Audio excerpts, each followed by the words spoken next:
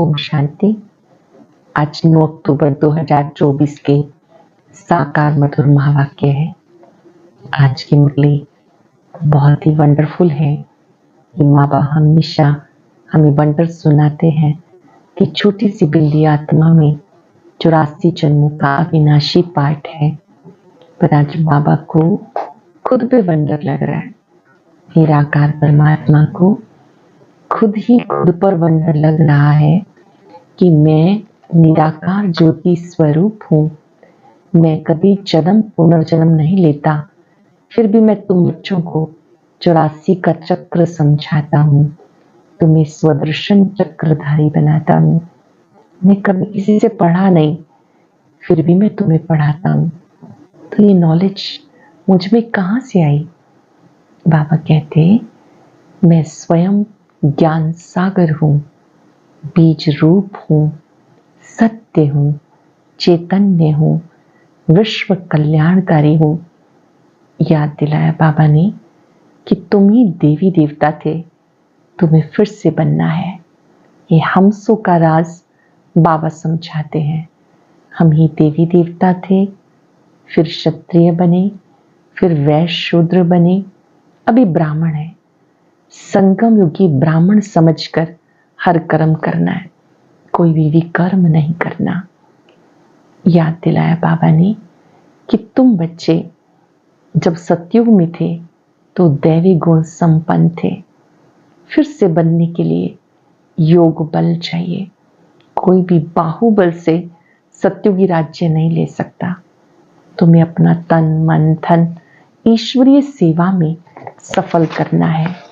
गाया जाता है, किसी की दबी रहेगी धूल में, किसी की राजा खाए, किसी की चोर लूट ले गए, तो किसी की आग जलाए, सफल होगी उसकी जो ईश्वर अर्थ लगाए। तुम्हें अपना तन मन धन बहुतों के कल्याण में लगाना है। पाठशाला खोलो, म्यूजियम खोलो, जहाँ अनेक आत्माएं सत्य ज्ञान प्राप्त करें। बाबा ने कहा कि मैं तुम बच्चों को जो पढ़ाई पढ़ाता हूँ, ये बहुत ऊंची पढ़ाई है। इस पढ़ाई से एक जन्म में 21 जन्मों का फल प्राप्त करते हो। सुनते हैं बाबा के मधुर बोल। बाबा ने कहा, मीठे बच्चे, विश्व का राज्य बाहुबल से नहीं लिया जा सकता, उसके लिए योग बल चाहिए। ये भी एक लॉ है। विश्व का राज्य बाहुबल से नहीं लिया जा सकता, उसके लिए योग बल चाहिए। ये भी एक लॉ है, नियम है। क्वेश्चन है, शिव बाबा स्वयं में स्वयं पर कौन सा वंडर खाते हैं? बाबा कहते, देखो कैसा वंडर है। मैं तुम्हें पढ़ाता हूं, ये मैंने किसी से पढ़ा नहीं है। मेरा कोई बाप नहीं, मेरा कोई टीचर नहीं, कोई गुरु नहीं। मैं सृष्टि चक्र में पुनर्जन्म लेता नहीं, फिर भी तुम्हें सब जन्मों की कहानी सुनाता हूं। खुद 84 के चक्र में नहीं आता, लेकिन चक्र का ज्ञान तुम्हें बिल्कुल एक्यूरेट देता हूं। बाबा देखते कैसा वंडर है। मैं तुम्हें पढ़ाता हूं, ये मैंने किसी से कभी पढ़ा नहीं।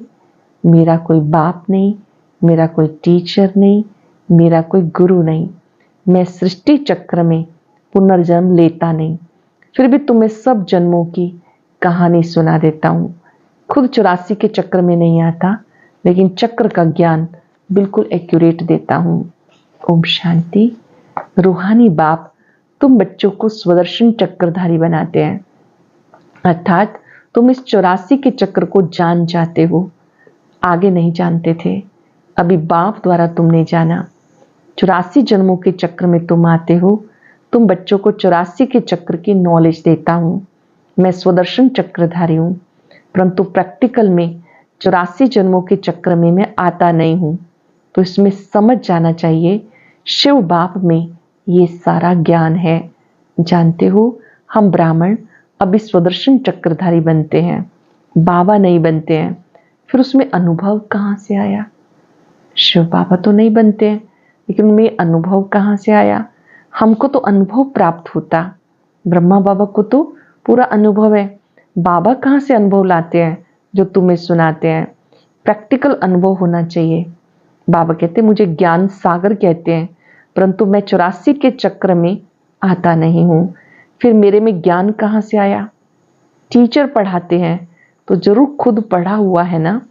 ये शिव बाबा कैसे पढ़ा? इनको कैसे 84 के चक्र का मालूम पड़ा, जबकि खुद 84 जन्मों में नहीं आते हैं। बाप बीज रूप होने के कारण जानते हैं, खुद 84 के चक्र में नहीं आते, परंतु तुम्हें सब समझाते। ये भी कितना वंडर है। ऐसे भी नहीं बाप कोई शास्त्र आदि पढ़ा हुआ है। कहा जाता ड्रामा अनुसार उनमें ये नॉलेज नूंधी हुई है जो तुम्हें सुनाते हैं। तो वंडरफुल टीचर हुआ ना, वंडर खाना चाहिए, इसलिए इसको बड़े बड़े नाम दिए, ईश्वर, प्रभु, अंतर्यामी आदि आदि। तुम वंडर खाते हो, ईश्वर में कैसे सारी नॉलेज भरी हुई है, उनमें आई कहां से जो वो तुम्हें समझा रहे हैं। उनको तो कोई बाप भी नहीं जिससे जन्म लिया हो या समझा हो, तुम सब भाई भाई हो। वो एक कैसे तुम्हारा बाप है और बीज रूप है, वो एक कैसे तुम्हारा पिता है और बीज रूप है। कितनी नॉलेज सुनाते हैं। कहते 84 जन्म मैं नहीं लेता, तुम लेते हो। तो जरूर प्रश्न उठेगा ना, बाबा को कैसे मालूम पड़ा? बाबा कहते बच्चे, अनादि ड्रामा अनुसार मेरे में पहले से नॉलेज है जो मैं तुम्हें पढ़ाता हूं, इसलिए मुझे ऊंच से ऊंच भगवान कहते हैं।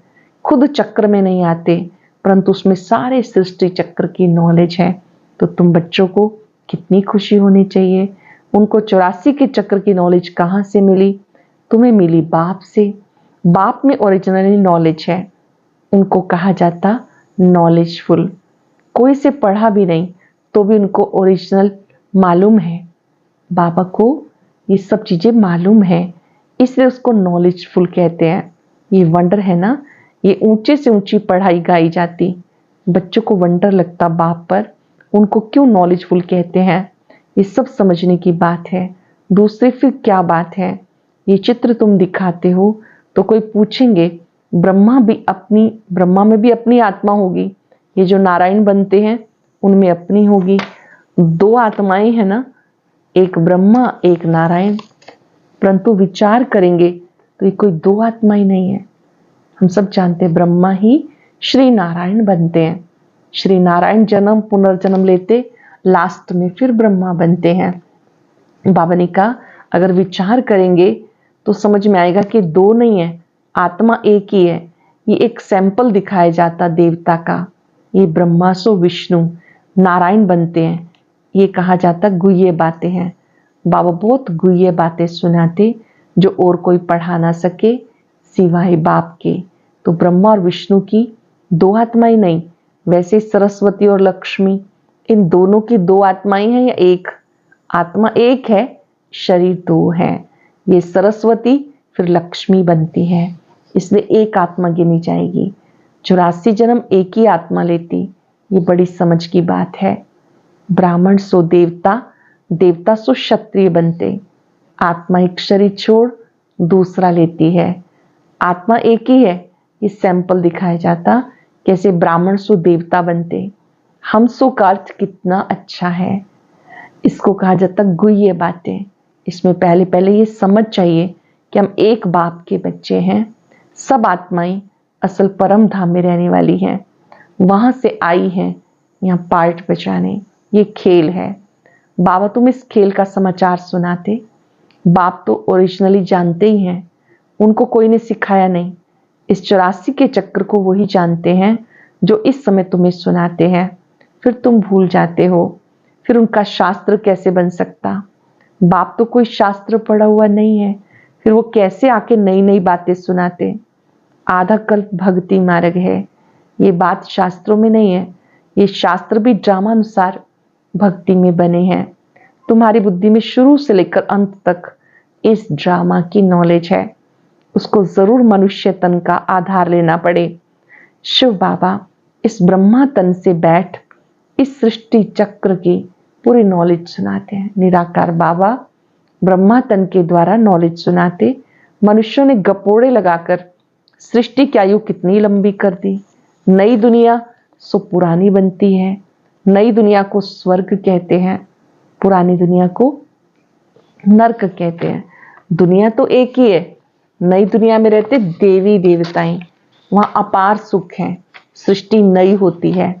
अब तुम्हें इस पुरानी दुनिया का पता चला, ये आयरनिस्ट वर्ल्ड, जैसे ओल्ड दिल्ली, न्यू दिल्ली कहा जाता।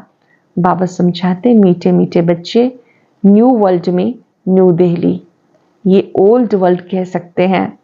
ओल्ड वर्ल्ड में कहते हैं न्यू दिल्ली, इसको न्यू कैसे कहेंगे? बाबा कहते नई दुनिया में नई दिल्ली होगी, उसमें लक्ष्मी नारायण राज्य करेंगे, उसको कहते सतयुग। तुम इस सारे भारत में राज्य करेंगे, तुम्हारी गद्दी यमुना किनारे होगी। पिछाड़ी में रावण राज्य की गद्दी भी यहाँ है, राम राज्य की गद्दी भी यहाँ होगी। नाम दिल्ली नहीं होगा, उसको परिस्तान कहा जाता। फिर जो जैसा राजा होता है वो अपनी गद्दी का ऐसा नाम रखते हैं। इस समय तुम सब पुरानी दुनिया में हो, नई दुनिया में जाने के लिए पढ़ रहे हो। फिर मनुष्य से देवता बनेंगे। पढ़ाने वाला बाप है, जानते हो ऊंच से ऊंच बाप ने नीचे आकर राजयोग सिखाया। अब तुम संगम पर हो, जब कलयुगी पुरानी दुनिया खत्म होनी है। बाबा ने इसका हिसाब बताया।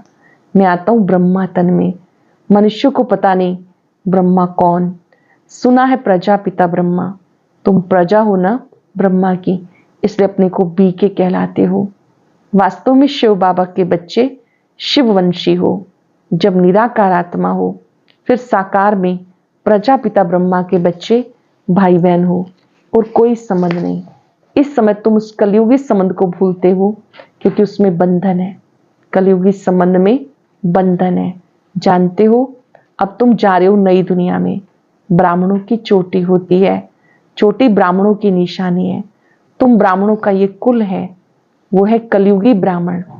ब्राह्मण अक्सर करके पंडे होते हैं, एक धामा खाते हैं, दूसरे ब्राह्मण गीता सुनाते हैं।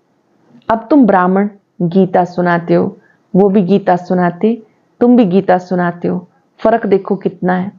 तुम कहते हो श्री कृष्ण को भगवान नहीं कह सकते, श्री कृष्ण को तो देवता कहा जाता, उनमें दैवी गुण है, उनको इन आंखों से देखा जा सकता है। शिव के मंदिर में देखेंगे, शिव को अपना शरीर है नहीं, वो है परम आत्मा। निराकार शिव वो है परम आत्मा।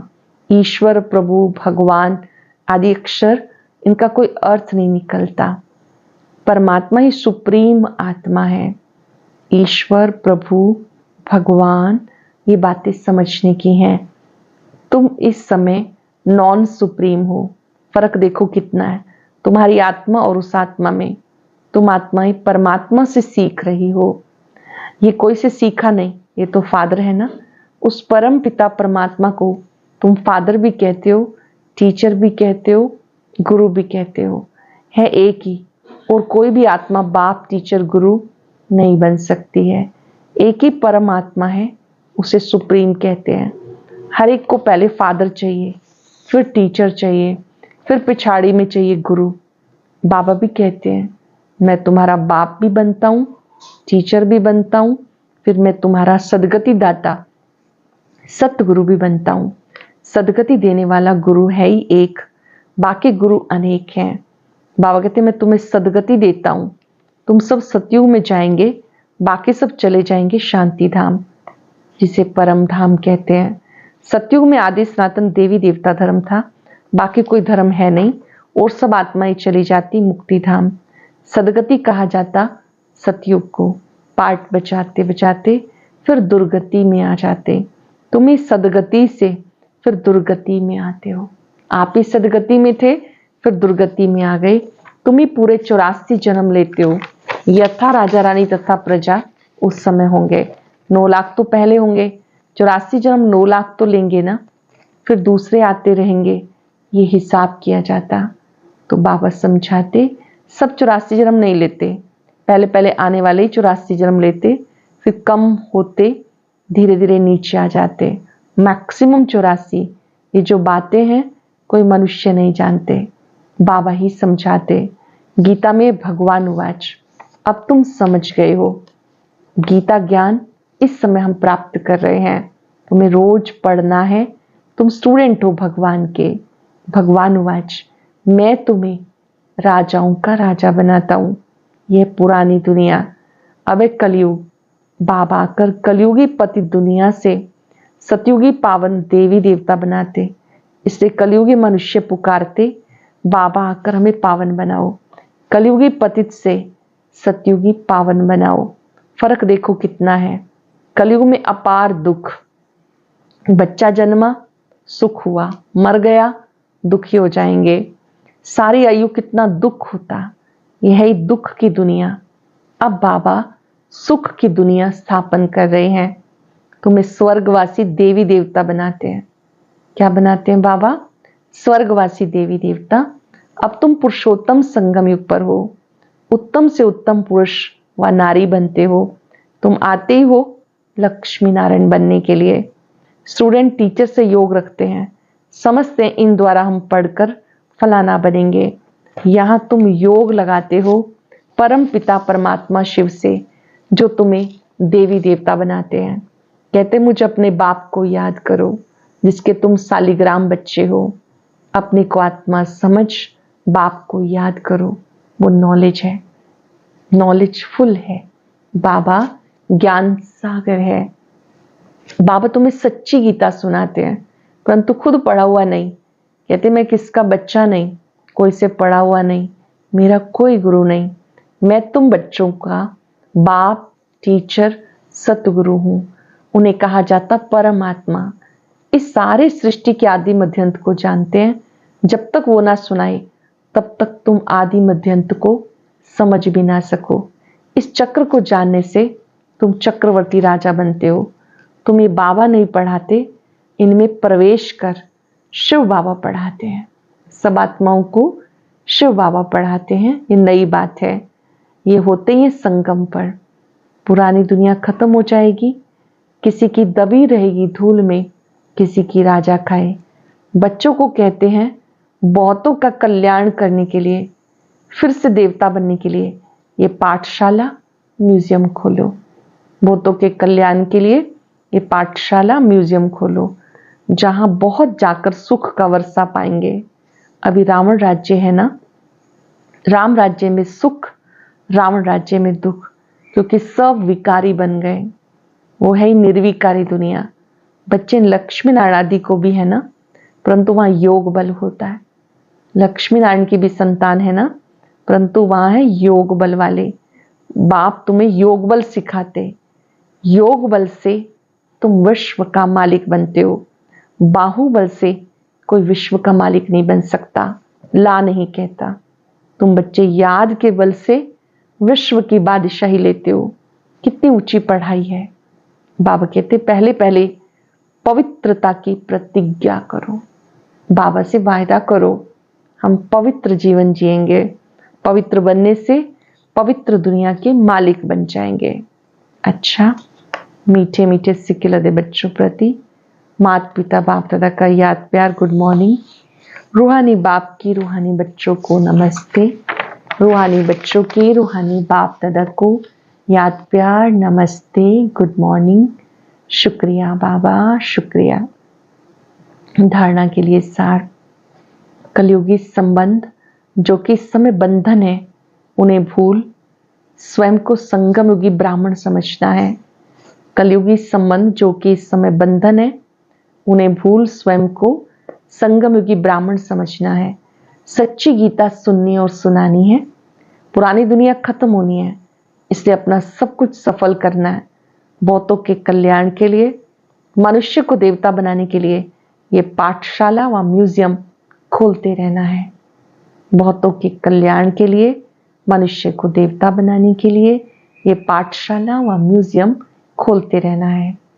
वरदान है बाप की आज्ञा समझ, मोहब्बत से हर बात को सहन करने वाले, सहनशील भव। बाप की आज्ञा समझ, मोहब्बत से हर बात को सहन करने वाले, सहनशील भव। कई बच्चे कहते हैं हम राइट हैं, फिर भी हमें ही सहन करना पड़ता है, मरना पड़ता है। लेकिन ये सहन करना व मरना ही धारणा के सब्जेक्ट में नंबर लेना है। इसलिए सहन करने में घबराओ नहीं। कई बच्चे सहन करते हैं, मजबूरी से सहन करना मोहब्बत में सहन करना, इसमें अंतर है। मजबूरी में सहन करना और मोहब्बत में सहन करना, इसमें अंतर है। बातों के कारण सहन नहीं करते हो, बाप की आज्ञा है सहनशील बनो, परमात्मा आज्ञा है सहनशील बनो। जो आज्ञा समझ मोहब्बत में सहन करना, तो आज्ञा समझ मोहब्बत में सहन करना अर्थात स्वयं को परिवर्तन कर लेना, इसकी भी मार्क्स हैं। कई बच्चे कहते हैं हम राइट हैं, फिर भी हमें ही सहन करना पड़ता है, मरना पड़ता है। लेकिन ये सहन करना व मरना ही धारणा के सब्जेक्ट में नंबर लेना है, इसलिए सहन करने में घबराओ नहीं। कई बच्चे सहन करते हैं, मजबूरी से सहन करना और मोहब्बत में सहन करना, इसमें अंतर है। बातों के कारण सहन नहीं करते हो, पर बाप की आज्ञा है सहनशील बनो, तो आज्ञा समझ मोहब्बत में सहन करना अर्थात स्वयं को परिवर्तन कर लेना, इसकी भी मार्क्स है। स्वयं को परिवर्तन कर लेना, इसकी भी मार्क्स है। इस लोगों ने जो सदा खुशी की खुराक खाते हैं वो सदा तंदुरुस्त रहते हैं। जो खुशी की खुराक खाते हैं वो सदा तंदुरुस्त रहते हैं। आज हम सब याद रखेंगे, मैं सहनशील आत्मा हूं, सहनशीलता की देवी हूं। जो आत्माएं सहनशील हैं, परमात्मा आज्ञा का पालन करती हैं, वो आंतरिक स्थिति में सदा प्रसन्न रहती हैं। वो समझती हैं कि मैं परमात्मा आज्ञा पर चल रही हूं। मोहब्बत से सहन करती हैं।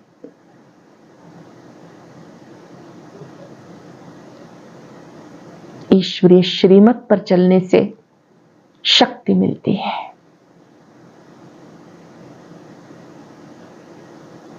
बाबा की पवित्र किरणों से अपने में बल भरे, याद करें, मैं सहनशील आत्मा हूं।